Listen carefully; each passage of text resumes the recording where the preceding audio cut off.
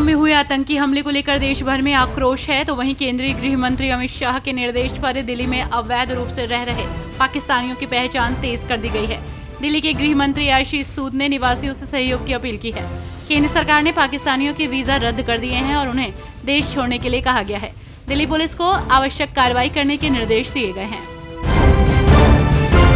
पहलगाम में हुए आतंकी हमले के मामले पर आरएसएस प्रमुख मोहन भागवत का भी बयान सामने आया। उन्होंने कहा कि अत्याचार करने वालों को सबक सिखाना हमारा धर्म है। उन्होंने कहा रावण का वध उसके कल्याण के लिए ही हुआ, भगवान ने उसका संहार किया। ये हिंसा नहीं अहिंसा है। अहिंसा हमारा धर्म है, लेकिन अत्याचार करने वालों को धर्म सिखाना अहिंसा है। हम कभी भी अपने पड़ोसियों का नुकसान नहीं करते। इसके बाद भी अगर कोई गलत रास्ता अपनाता है तो राजा का कर्तव्य है प्रजा की रक्षा करना। राजा अपना काम करेगा। पोप फ्रांसिस के अंतिम संस्कार में शामिल होने के लिए दुनिया भर के नेता वेटिकन सिटी पहुंचे। अमेरिकी राष्ट्रपति डोनाल्ड ट्रंप और यूक्रेन के राष्ट्रपति जेलेंस्की ने भी एक दूसरे से मुलाकात की। दोनों नेताओं की मुलाकात को व्हाइट हाउस ने उत्पादक बताया है। जेलेंस्की ने कहा है कि अगर ये बैठक उस तरह की शांति लाती है जिसकी उन्हें उम्मीद है, तो ये ऐतिहासिक साबित हो सकती है। जम्मू कश्मीर के पहलगाम आतंकी हमले के बाद भारत ने अटारी बॉर्डर को तत्काल बंद करने का निर्णय लिया है। ये फैसला पीएम मोदी की अध्यक्षता में हुई सुरक्षा मामलों की कैबिनेट समिति द्वारा लिया गया है। वहीं अब पाकिस्तान से भारत आए लोगों को जब वापस पाकिस्तान जाना पड़ रहा है तो वो इससे काफी परेशान हैं।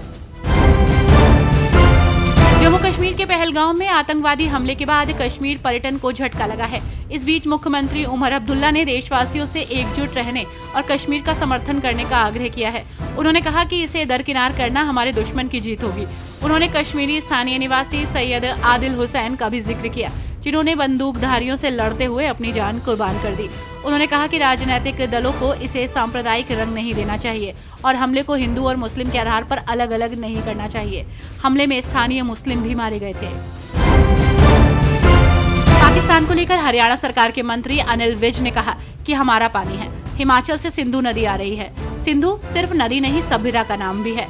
हम भाईचारे में पानी दे रहे थे, लेकिन तुम लड़ोगे तो हम क्यों देंगे?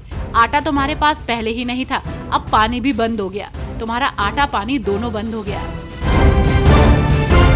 जयपुर के जौहरी बाजार स्थित जामा मस्जिद में शुक्रवार को विवादित पोस्टर लगाने और भड़काऊ नारेबाजी करने वाले बीजेपी विधायक बाबा बाल मुकुंद आचार्य की मुश्किलें लगातार बढ़ती जा रही हैं। जयपुर पुलिस ने सत्ता पक्ष के विधायक के खिलाफ इस मामले में पहले भी केस दर्ज कर लिया था, लेकिन जामा मस्जिद की कमेटी और मुस्लिम समुदाय के लोग इससे सहमत नहीं है। मुस्लिम समुदाय के लोगों ने बीजेपी विधायक बाबा बाल मुकुंद आचार्य को गिरफ्तार कर उनके खिलाफ कड़ी कार्रवाई किए जाने की मांग की है। पंजाब के सरकारी स्कूलों में मिड डे मील की क्वालिटी को बेहतर बनाने के लिए हर साल सैंपल टेस्ट अनिवार्य हो गया है। इसके साथ कुकिंग प्रतियोगिताएं भी आयोजित की जाएंगी, जिसमें बेहतरीन कुक को इनाम दिया जाएगा।